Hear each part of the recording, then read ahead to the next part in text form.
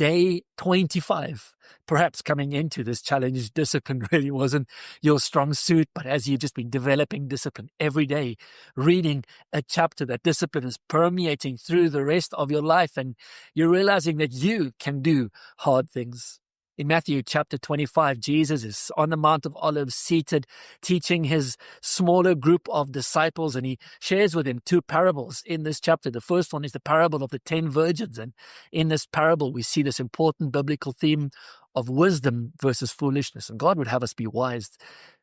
The fear of the Lord is the beginning of wisdom, and this parable is all about wisdom and our preparedness. We don't know when Jesus is coming, when the return of the King is, but we should live every day as if it might be today.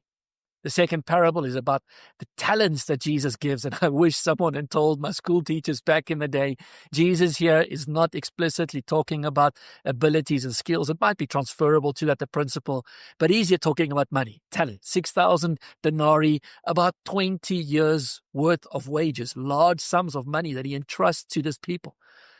And this parable is all about fruitfulness, the importance of fruitfulness as a value in God's kingdom.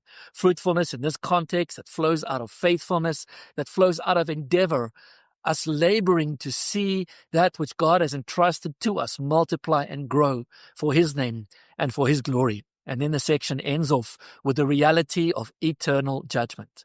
There's this beautiful contrast of what God has prepared for those who follow him and prepared for those who don't. He has prepared his kingdom, his presence for those he calls sheep, those who are followers of Christ. And then for the goats, those who are obtuse and run away and are not followers, do not receive the gift of salvation.